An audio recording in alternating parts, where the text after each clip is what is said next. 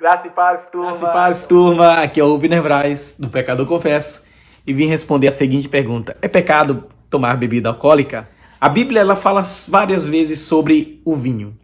Nós vamos encontrar textos bíblicos como Gênesis capítulo 9, versículo 21, onde Noé ficou bêbado tomando vinho. Gênesis capítulo 19, versículo 33, onde Ló ficou bêbado tomando vinho. Esther capítulo 1, versículo 7 e 10, nós vemos Assuero, que ficou alegre por causa do vinho. Salmo 60, verso 3, vinho tem poder estonteante, ou seja, de deixar a pessoa tonta. Provérbios capítulo 23, versículo 20 a 21, o vinho ele embebeda, ele embriaga as pessoas. Isaías 28, verso 1 diz que os filhos de Efraim eram bêbados por ser dominados pelo vinho, ou seja, um vício. 1 Samuel, capítulo 1, versículo 14, Ana chorava no templo e o sacerdote Eli pensou que ela estava bêbada e embriagada de vinho. 1 Coríntios, capítulo 11, verso 21, o povo que estava lá ceava de forma errada, a ponto de quê? De ser acusado de embebedar-se, de embriagar-se por vinho. Afinal, é pecado ou não é pecado tomar vinho? Nós vemos 4 tipos de pessoas que classificam vinho. Tem o proibicionistas, que proíbem radicalmente o vinho para não tomar vinho. Existe o abstêmio, aqueles que não tomam vinho, mas também não proíbe aqueles que tomam.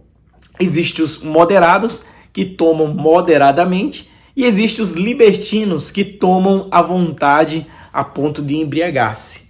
Porém, a Bíblia relata sobre o vinho, desde Gênesis, como eu falei para você, até no decorrer de todos os livros bíblicos.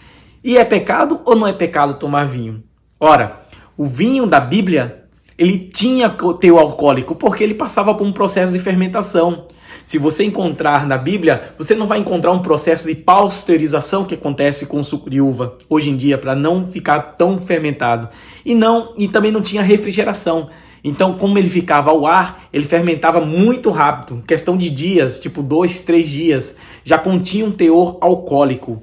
Porém, nós encontramos na Bíblia Sagrada alguns motivos que deixam claro que o cristão poderia também usar o vinho como algum ritual, como algo que seja alimentado na mesa. Por exemplo, encontramos aqui em Levítico capítulo 23, que na época da Páscoa usavam pão e vinho, e esse vinho era colhido na festa de Cabanas, em outubro, e depois, passando alguns meses, eles tomavam no ano seguinte, ou seja, passavam 7 meses para tomar na festa de Pentecostes. Por isso que em Atos 2 você encontra as pessoas lá glorificando a Deus, recebendo o batismo com o Espírito Santo, recebendo as línguas estranhas, e as pessoas acusando eles que estavam embebedados, estavam embriagados de vinho.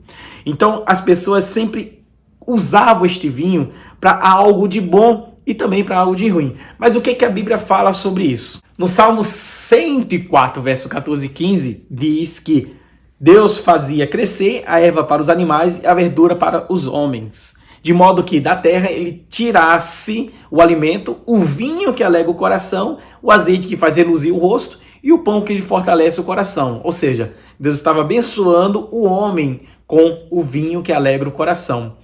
Em Provérbios 3, verso 9 e 10, está escrito: honra ao Senhor com os teus bens, com as primícias da tua renda. Assim os teus celeiros se encherão com fartura e os teus lagares transbordarão de vinho.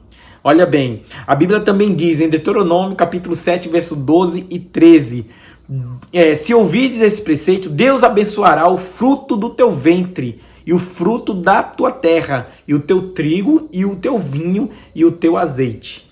A Bíblia incentiva você a tomar bebida alcoólica? É lógico que não. Nós encontramos vários versículos que falam que não incentivam. Em contrapartida dos versículos que eu citei, dos motivos que é a favor de tomar vinho. O problema de tomar bebida alcoólica é que ela embriaga. Até pode tomar, mas ela, por levar a embriaguez ou por levar ao vício, ela é condenável na Bíblia.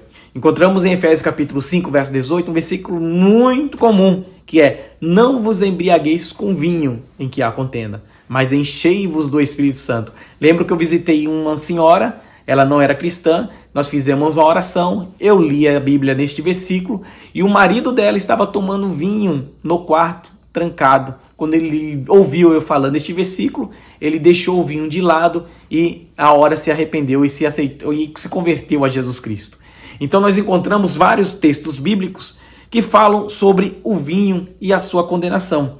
Ora, além de Efésios 5,18, vemos em Romanos capítulo 14 que o bom não é beber vinho, nem fazer qualquer outra coisa com o teu irmão venha tropeçar. Oséias capítulo 4, versículo 11, está escrito: o vinho e o mosto tiram o entendimento.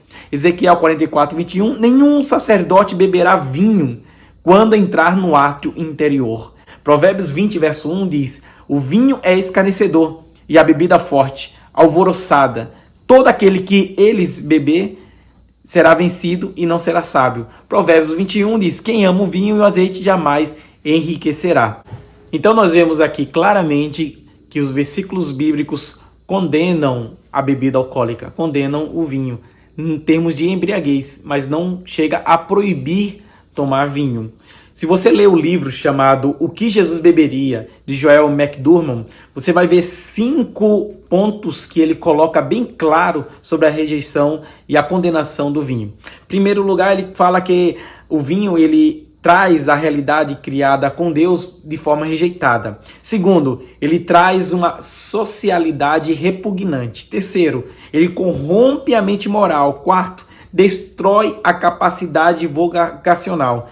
E quinto, ele tira o poder do seu juízo. Então, tudo isso que ele traz, baseado principalmente em Provérbios 23, verso 29 e 35, lê em casa, que é bem interessante, onde diz que não devemos tomar a bebida forte quando ela estiver muito vermelha. Porque se você chegar e falar assim, nossa, essa bebida está muito vermelha, é sinal que você vai fazer no dia besteira, porque você vai tomar mais do que o limite.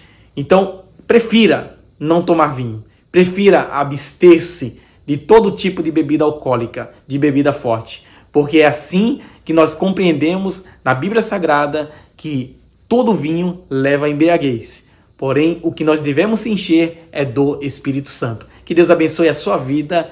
Siga-me no Facebook, no Instagram, no WhatsApp, nos blogs, no canal do YouTube Pecador Confesso e acompanhe algumas questões que vamos responder também lá. Deus abençoe mais e mais. Amém.